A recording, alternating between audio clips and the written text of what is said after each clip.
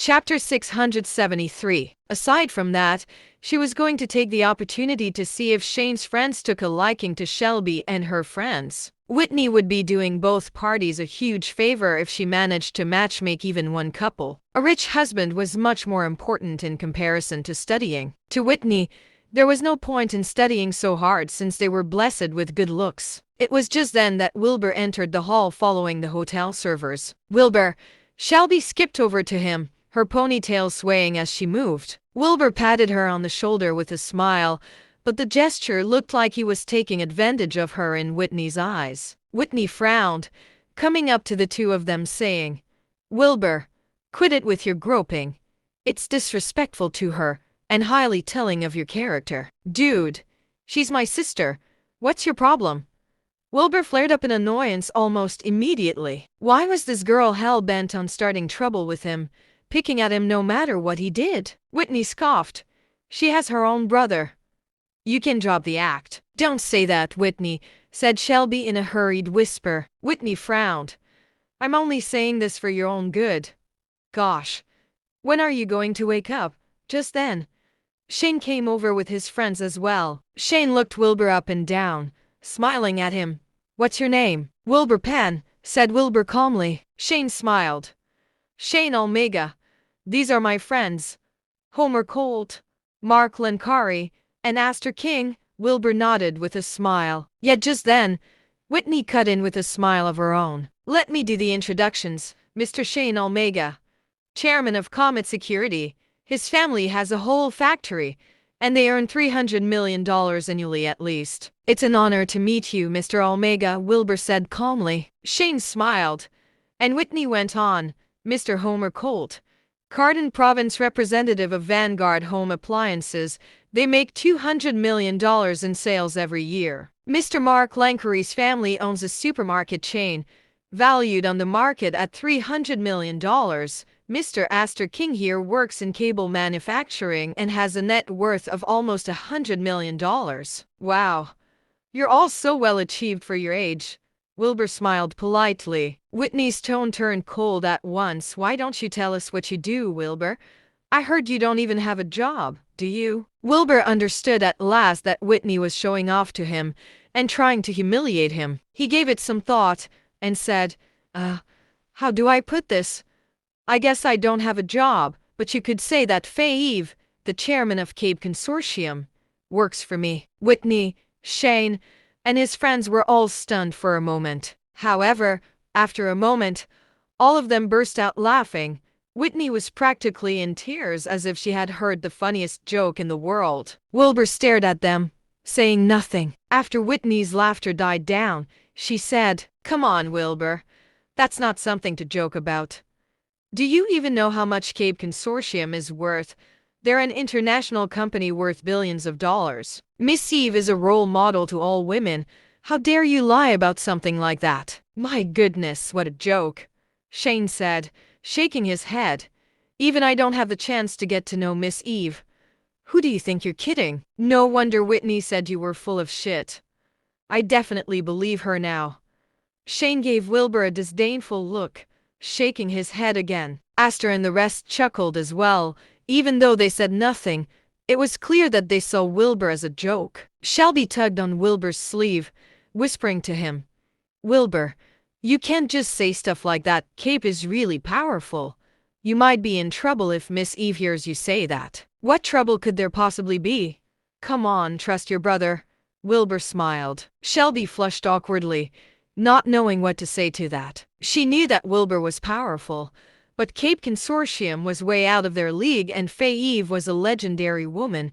How could she be working for Wilbur? Just then, Whitney sneered coldly. "I know you're prone to lying your face off, but aren't you scared of getting exposed for the lies you're telling?" Chapter 674. Wilbur glared at Whitney. "You might think I'm lying, but I think you're a joke." "What did you just say to me?" Whitney could hardly believe her ears. Was this liar calling her a joke? Wilbur's expression turned cold. "You're a student, but instead of focusing on your studies, you run around trying to find a rich husband to settle down with like nothing else matters more than money. People like you don't have any values. nor do you have the right to comment on others. Whitney froze in her tracks, turning red as a beetroot as her expression turned from shock to humiliation, morphing as she flared up in fury. She could hardly believe it. And nobody talking down to her like this. Whitney felt like someone just poured a bucket of icy water over her, tainting her beauty in a matter of seconds. She exploded at last, roaring, "What right do you have to say that to me, Wilbur? Who the hell do you think you are, huh? So what if money's important to me? Everyone in this world's after money. What's wrong with what I've done, huh?" Whitney was doing her best to prove that she did nothing wrong, and began arguing against Wilbur, someone she thought of as utter garbage. Yet Wilbur merely smirked. "It's not wrong to chase money, but only if you get it with hard work. Instead of relying on your looks, positioning yourself around the nearest rich man you can find, from the way you're selling yourself. You're no different from a hooker." Whitney had not expected Wilbur to have the nerve to say such a thing. The word struck her like a violent blow, making her face burn with humiliation as if she had been stripped naked and left on the street. She pointed a shaking finger at Wilbur but could not get a word out. Shelby, Yasmin, and Celine were also shocked by Wilbur's words. They all knew that Whitney cared too much about money and was also ruthless in her ways. But how was she going to recover from being humiliated like this, with how prideful she was known to be? Shane was furious, shouting at Wilbur, "You apologize to Whitney right now, or I'll make sure you're sorry." "Apologize?" Wilbur sneered. "I said nothing wrong. She's only after your money. And you're only after her looks and her body. You're going to dump her the second you've had your fun.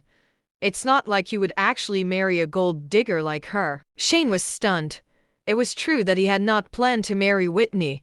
He was no fool and knew clear as day that it was his money that Whitney was after. Of course he was going to marry someone on his level in terms of wealth and status, a woman who could help him with his business. It did not matter if that person was pretty or not. Men like Shane saw women as toys to play around with, and he was only having some fun with Whitney. However, he had not quite gotten Whitney yet, so he was obviously going to do his best to stick up for her. Shane paused for a beat before his expression darkened. "What the hell do you know? You're no more than a lying piece of garbage. You have no right to say anything about anyone. Apologize this very instant, or I'll make sure you regret it." As he spoke, Shane waved a hand. Two men, who were probably Shane's bodyguards, walked over to stand in front of Wilbur. Wilbur merely chuckled. "I wouldn't try anything if I were you. You're not getting out of here alive until you apologize, Wilbur Penn." Whitney screamed. Her pride had been ripped to shreds, and she was positively livid. Shelby did not know what to do, looking between both parties anxiously. Yasmin and Celine were worried as well. What if a fight were to break out? Yet just then, a man in a suit barged in and blocked off the door. Everyone was shocked by that. Chapter 675. Just then, Baron and Yumi made their way in slowly. Baron had his chest puffed out, looking around the room haughtily. His gaze landed on Wilbur, completely ignoring Shane and the rest. Shane and his friends were shocked by the air of authority this man held. He was about to ask who this guy was but could not muster up the courage to. Whitney, however, had completely lost her temper, screaming, "Who the hell let you in here?" Baron paid her no mind, walking up to Wilbur with a smile. "Are you Wilbur Penn, the head of the Abyss Mercenaries, the real boss of Cape Consortium, top dog of Cardin Province, head of the Cardin Province Cultivators Association, sanctuary-level cultivator, and divine General Trevor Penn?" Wilbur looked back at Baron with a frown. Whitney and the rest, however, were in a state of shock. What did the guy just say? Baron chuckled. "Don't look so shocked. These might be secrets you've hidden from most people. But let's just say there aren't any secrets between the both of us. You know quite a bit, don't you? I take it you're the guy who wants a stake in Cape and half our shares then," Wilbur retorted coldly. Baron sat down on a nearby chair. Yumi sat down next to him, with Saber standing on his other side. "That's right. This is a great opportunity for Cape Consortium. I hope you make the best of it. Otherwise, Cape Consortium will be no more," Baron said calmly. Just then, everyone's jaws fell agape. It was clear from the conversation they had just heard that Wilbur was indeed the real boss of Cape Consortium. Everyone had heard the name of the divine General Trevor Penn but had never gotten lucky enough to meet the guy. They had also heard of the Cardin Province Cultivators Association. What they had not heard of was the Abyss Mercenaries, but it was pretty clear that they were extremely powerful too. If that was the case, this man was definitely a terrifying existence that they could not even begin to compare themselves to. All at once, Shane and the others began to panic. How were they going to make a living for themselves in Seacher Town after offending someone like him? Whitney was scared out of her wits. She had just found out that Wilbur was the real boss of Cape, and while she did not understand much else, it did not really matter. The fact that Wilbur was the boss of Cape alone was terrifying enough. That was a company worth hundreds of billions, something Shane and his friends could hardly hold a candle to. Could Wilbur have been telling the truth, and the chairman of Cape, Fave, really worked for him? Whitney could not help but tremble at the thought. That was impossible. There was no way that could be true. How could a piece of garbage like him turn out to be the boss of Cape? Shelby and the rest stared at Wilbur with their jaws open wide too, hardly able to believe their ears. Cape International was something so far from what they were capable of achieving, and they had not even tried to imagine such a thing. But the owner of this monster of a company had been around them all along. How could this be? Chapter 676. Wilbur looked at Baron.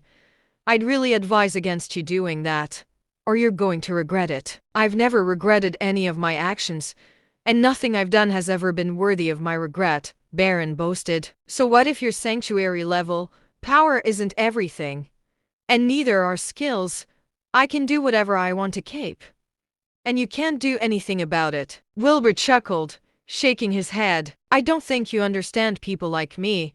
With the way you think you've got us wrapped around your finger just because you've got power or money, I can live without Cape.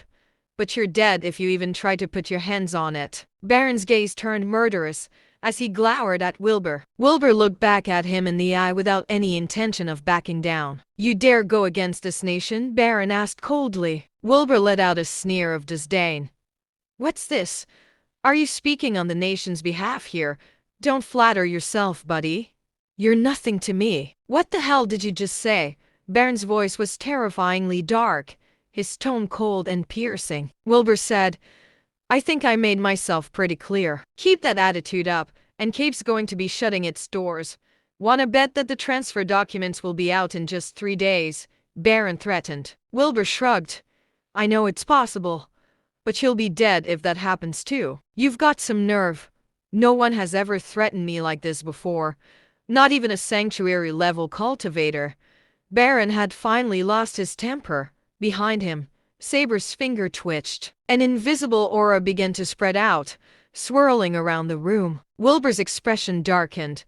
He clenched his right fist, and it lit up with spiritual flames at once as a terrifying spiritual pressure began to spread throughout the room. Saber took a step forward at once, all 10 of his fingers shaking as 10 black lines began to emerge from his fingers. The air around the lines began to constrict and even crack. Chaotic dissection, Wilbur scoffed. His fist began to rumble with lightning, rumbling and hissing. Shane, Whitney, Shelby, and the rest were scared out of their wits by the terrifying pressure and power, crying out in shock as they fled. Just then, Wilbur threw a punch at Saber without hesitation. The punch contained dragon power, spiritual energy, and thunder energy, resulting in a spiritual fist that let out the howl of a dragon as it hurtled through the air in Saber's direction. Saber's expression darkened upon hearing the dragon's howl and sensing the power of the attack. He raised both hands, and all 10 of his fingers vibrated at top speed. The 10 black lines slashed through the air like razor-sharp blades, colliding against Wilbur's punch. The spiritual fist was ripped to shreds, drifting in the air in the form of rampant spiritual energy as a fierce gust of wind was whipped up in the room. It was completely shattered seconds before hitting Saber, and the rampant spirit energy brushed right past him. Saber was drenched in sweat now. It was clear that destroying the spiritual fist had taken quite a lot out of him. Just then, Wilbur let out a cry as a ray of silver light shot out of his mouth to strike Saber's forehead. The attack had come out of nowhere, and Saber let out a dull hum as he began to sway on his feet. Wilbur lunged forward with another blow, landing it squarely on Saber's stomach. Saber was sent flying, crashing through countless tables and chairs and leaving a trail of blood in his wake. He even crashed through the wall of the banquet hall, buried in the rubble as he landed. Baron flew to his feet, staring at Wilbur in shock and disbelief. Shane and the rest were all the more scared out of their wits. Who was this powerful man with godlike fighting abilities? Chapter 677. All of them stared at Wilbur with their jaws agape, their expression fraught with terror and disbelief. However, Baron was still the most shocked of them all. He knew exactly how powerful Saber was. The Chaos Dissection was a power that manipulated space. It was extremely rare and dangerous. It had the ability to slice through everything, and most sanctuary-level cultivators could not hold up against its destructive capabilities. That was why Baron was so cocky toward cultivators, and the reason why he had hardly taken Wilbur's words seriously. What he had not expected, however, was for Saber to be taken down with just 2 hits. This guy was terrifying. Yumi's gaze was one of shock and disbelief as well. She stared at Wilbur dumbly, brows furrowed as if she were deep in thought. Just then, Wilbur reached out for Baron and lifted him into the air. "Did you really think you were untouchable?" The aura radiating off Wilbur was so murderous that it almost froze Baron with terror. All of a sudden, more than 10 men in black suits rushed forward with their guns pointed at Wilbur. The leader piped up anxiously, "Let go of Mr. Yesley. We can talk about this." Wilbur paid them no mind. His left hand shot out, reaching into his demiplane for the pistol given to him by the Department of Paranormal Research and Defense and pointing it to Baron's temple. This was a bigger pistol than its average counterparts. Its body was almost a foot long and looked impressive enough to make it clear that it was terrifying. Any regular human being would get their arm blown clean off if they were to operate this pistol, and it was not made for mortals either. One shot would practically paint the room with Baron's brains. "Stop. Please don't be rash about this." The man in the suit was fraught with anxiety, doing his best to keep his tone civil and calm. All these men knew that they would be done for if anything were to happen to Baron. Baron, however, gritted his teeth and spat. "How dare you carry a gun with you?" "You do, don't you?" "Why can't I then?" Wilbur retorted coldly. Baron's heart was filled with shock, rage, and terror. This was the first time his life had ever been threatened. His pride had obviously gotten the best of him still, and he merely said, "Shoot me if you dare. We'll see if you last another day in Dasha." "You really think I wouldn't dare to do that, huh?" This was the first time Wilbur was using this pistol himself, and he continued to provoke Baron with threats. Baron could hardly contain his fury but did not dare to mess with Wilbur any further. He would really be dead if Wilbur decided to risk it.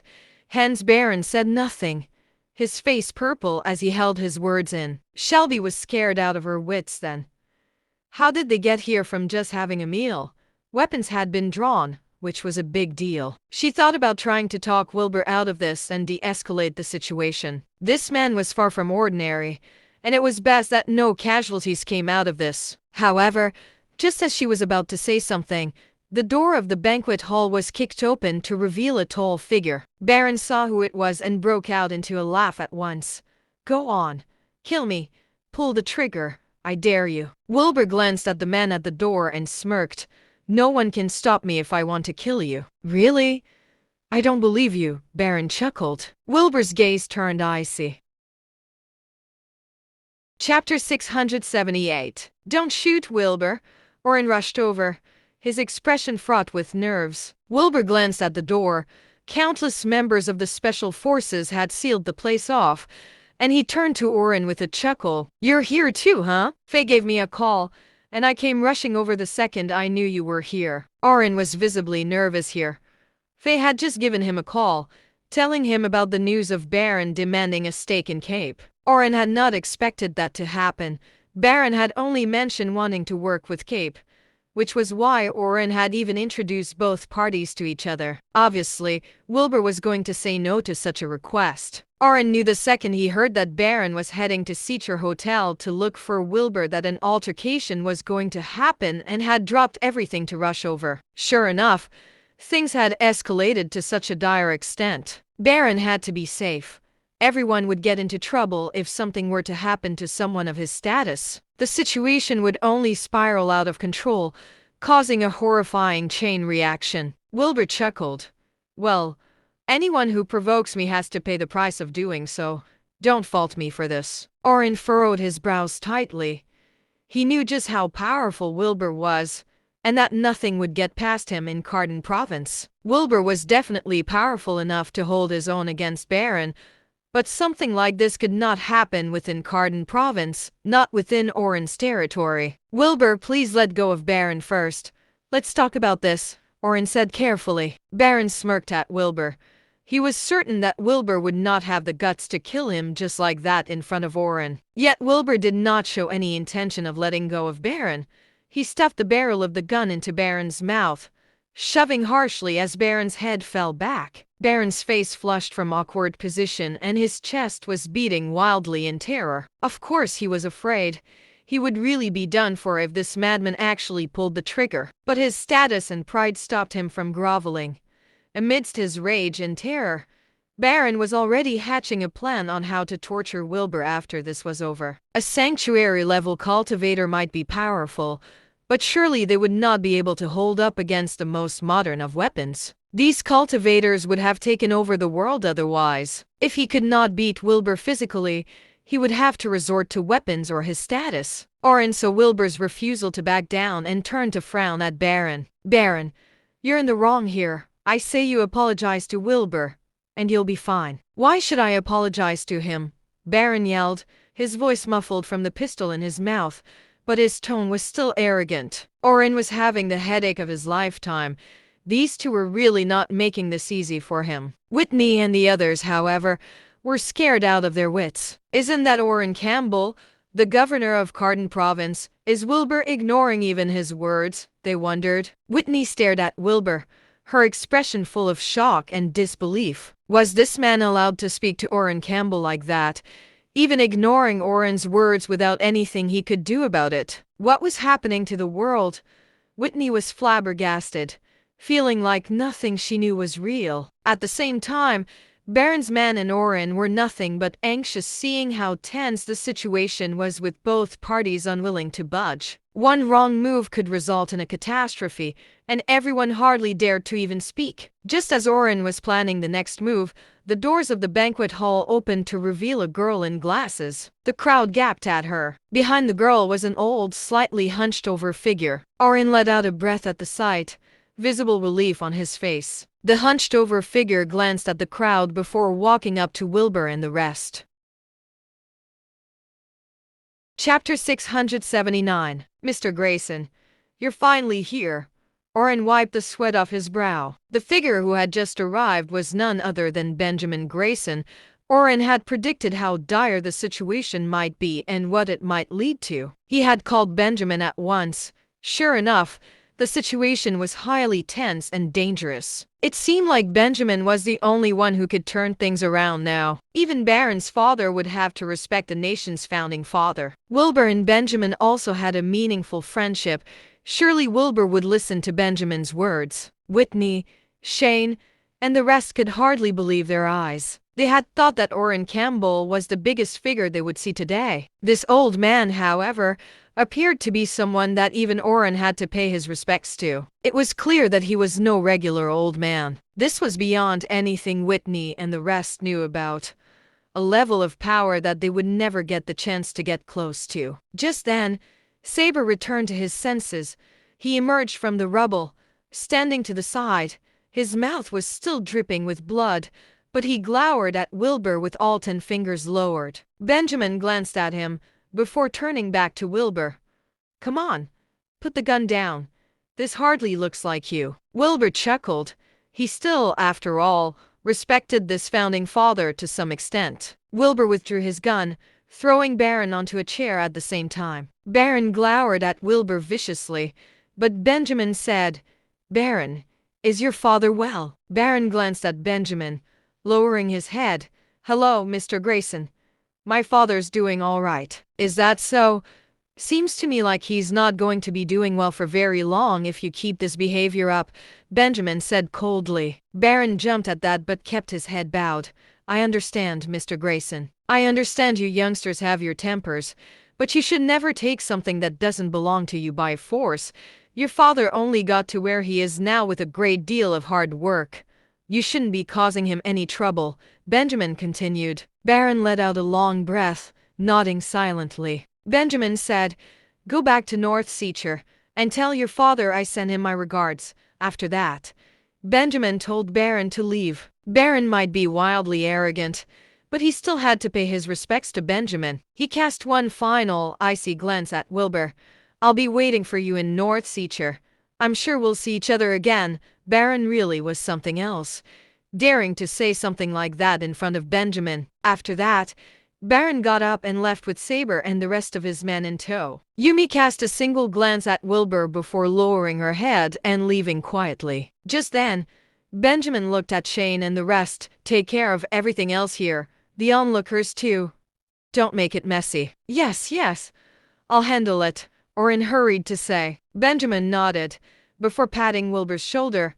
"Come over for dinner whenever you've got the time." "Oh, of course, Mr. Grayson," Wilbur smiled. Benjamin smiled.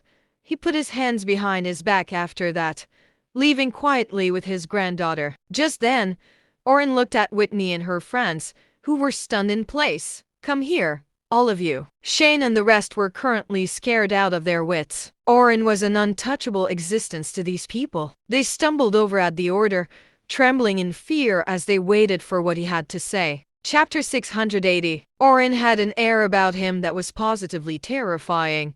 Whitney was practically trembling in her boots as she stood before him, and so was Shane. Even Orin Campbell had to speak respectfully to Wilbur, and someone as cocky and ruthless as Baron had been taught a fierce lesson by him. That old man, however, was the most terrifying of them all. Even Orin Campbell seemed to be scared of him. But this man seemed nothing but friendly and warm with Wilbur, even inviting the guy over for dinner one day. Their brains went blank, none of them daring to imagine just how terrifyingly powerful Wilbur was. What was going to happen to them now that they had offended someone like that? Just as everyone was worrying about their lives, Orin frowned before saying, "Whatever happened today must be kept completely private. No one is to say a word about it.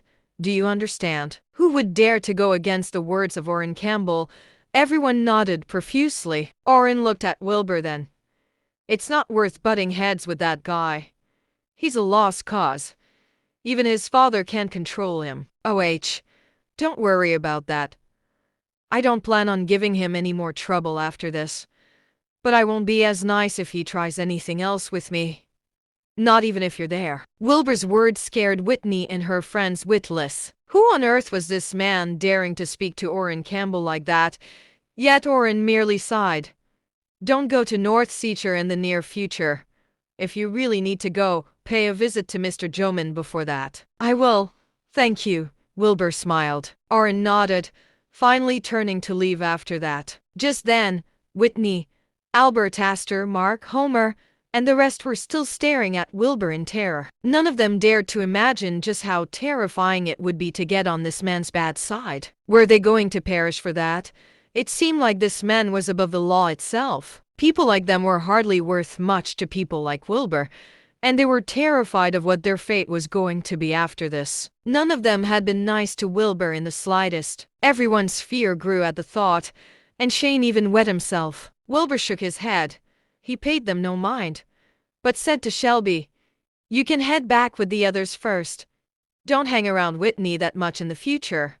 She's a bad influence." Shelby, Yasmin, and Celine nodded dumbly. Wilbur waved a hand, signaling for them to leave. Shelby took one last glance at Whitney before leaving with Yasmin and Celine. Too much had happened today, and Shelby was going to need some time to process it. Shane was the first to cower the second they were gone. He fell to his knees, bowing over and over again between sobs. "I'm sorry. I'm so sorry, sir. I should have never listened to Whitney. She made me do everything. Please forgive me. Homer and the rest got down on their knees as well, begging for their lives. Wilbur's power and status were something that had scared the wits out of them, and the only thing that mattered to them now was getting out of this alive. Wilbur merely smirked. He hardly cared about doing anything to these idiots. He did, however, glance coldly at Whitney before saying, "You won't get very far if all you're relying on are your looks.